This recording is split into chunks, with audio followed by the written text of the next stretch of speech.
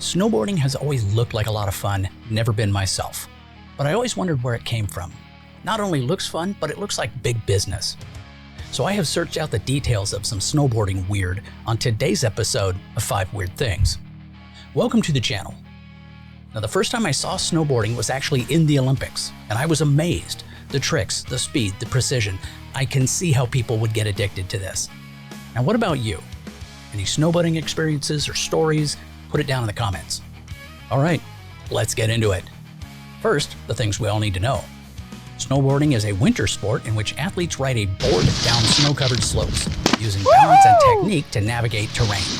It combines elements of surfing, skateboarding, and skiing, offering both recreational and competitive opportunities.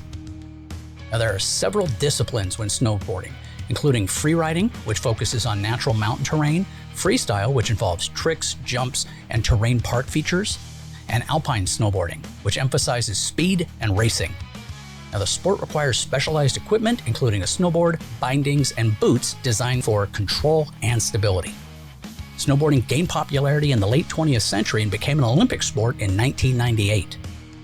Today, it's a widely practiced winter activity appealing to both casual riders and professional athletes who push the limits of skill and performance. Everybody got that? Good. Weird thing number 5.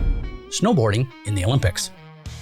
Snowboarding made its Olympic debut in the 1998 Winter Games in Nagano, Japan, marking a major turning point for the once rebellious sport. Before its inclusion, snowboarding was viewed as an outsider activity, often banned at certain ski resorts and dismissed by traditional winter sports organizations. However, by the 1990s, its popularity had skyrocketed, forcing the Olympic Committee to take notice. So the first Olympic snowboarding events included men's and women's giant slalom, a downhill race through different gates, and halfpipe, where athletes performed tricks on a U-shaped ramp. The halfpipe event, in particular, brought a new level of excitement to the Winter Games, showcasing the sport's mix of technical skill and freestyle creativity. One of the most dramatic moments of snowboarding's Olympic debut was when Canadian rider Ross Rabagiletti won the first ever gold medal, only to have it briefly taken away due to a positive marijuana test. The ruling was overturned, making him both a champion and an instant legend. Since then, snowboarding has grown into one of the most highly anticipated Olympic events. The sport has expanded to include some disciplines like slopestyle, which is a course with jumps and rails, big air, massive tricks off of a single jump, and snowboard cross, which is a high-speed race with multiple riders all at once. Stars like Shaun, Chloe Kim, and Jamie Anderson have become household names, pushing the sport to new heights with jaw-dropping performances. From its rebellious beginnings to Olympic prestige, snowboarding has cemented itself as a must-watch event, proving that what once started as a backyard fun is now an internationally celebrated sport. Weird thing number 4. The invention of snurfing. Snowboarding, now a global winter sport, started as a backyard experiment in the 1960s. The credit for its invention largely goes to Sherman Poppin, an engineer from Michigan who, in 1965, decided to strap 2 skis together to create a toy for his daughter. The early snowboard, dubbed the Snurfer, mix of snow and surfer, was essentially a rudimentary board with a rope attached to the front for steering. It quickly gained popularity, leading to small competitions and even mass production. Now, while the Snurfer was a fun novelty, it wasn't quite the snowboarding we know from today. In the 1970s, Dmitry Milovich, a surfer from the East Coast, began developing boards that more closely resembled modern snowboards.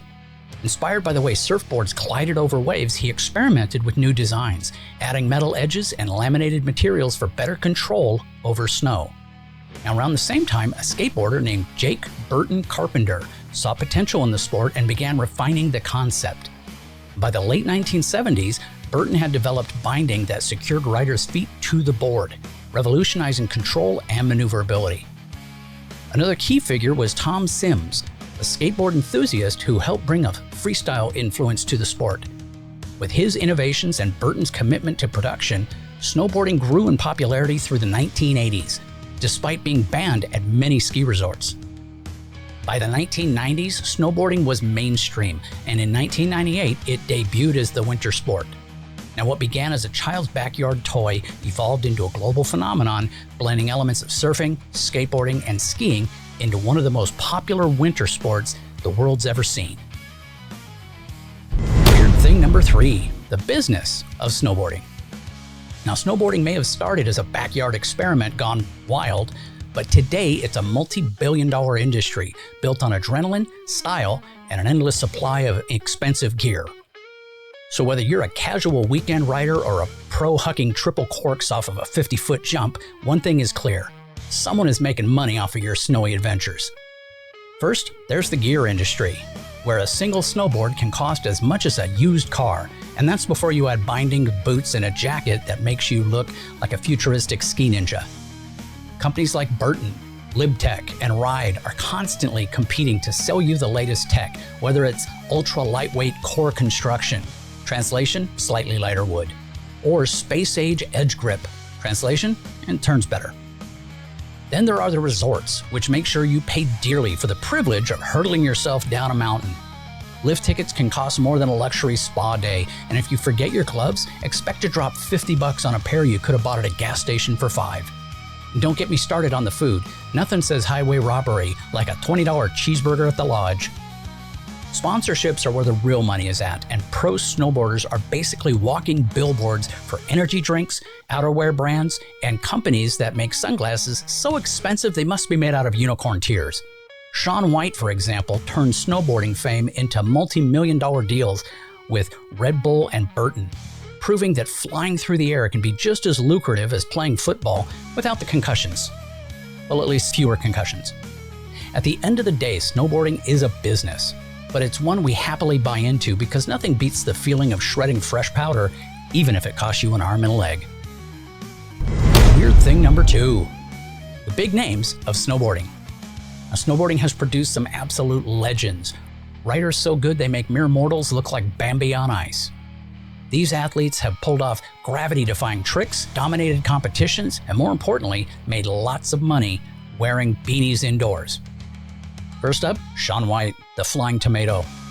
If snowboarding had a king, it would be Shaun. With 3 Olympic gold medals and 1 million X Games wins, okay, not 1 million, 13, and enough endorsement deals to buy his own mountain, White revolutionized the sport.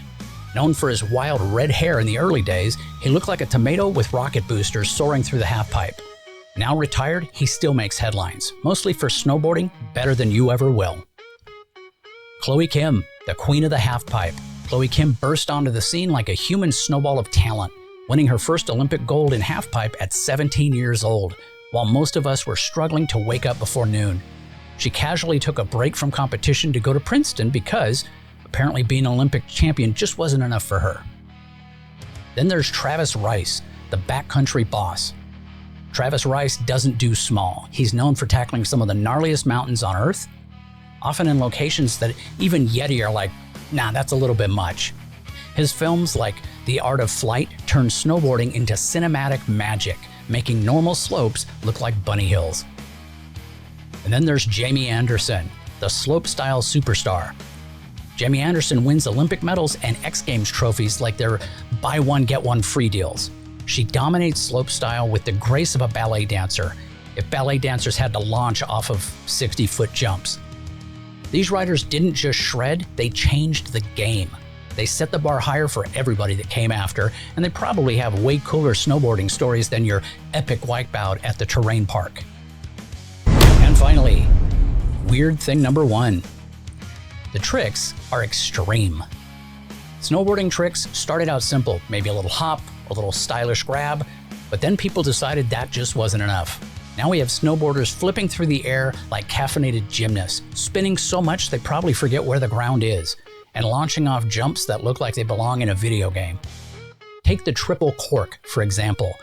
This trick involves 3 off-axis flips while rotating at least 1,440 degrees. Translation, it's like throwing yourself into a washing machine on the insanity setting and hope you land upright. Snowboarders like Mark McMorris and Max Parrott make it look easy, but for the average rider, trying this would result in an unplanned ski patrol rescue. Then there's the backside 180. A trick that sounds simple, just spin 180 degrees while in the air. Easy, right? Not if you're a normal person who barely survives getting off the chairlift without falling on their face. Now, let's not forget the method grab, which isn't just about grabbing the board, it's about looking stylish while doing it. If you don't tweak it just right, you're going to get judged harder than a bad karaoke performance. And finally, we have rocket air, where a snowboarder grabs the nose of the board while extending their back leg, making them look like a human torpedo. Why do it? Because snowboarders don't just want to land tricks, they want to look incredibly cool while defying physics. At the end of the day, extreme snowboarding tricks are a mix of skill, fearlessness, and a complete disregard for personal safety. For the rest of us, maybe just sticking to landing off a small jump without eating snow is enough. Well, that's it for today's episode. I hope you liked it. Are we ready to hit the slopes yet? Do me a favor and watch more of my videos. Take care. Have yourself a great day.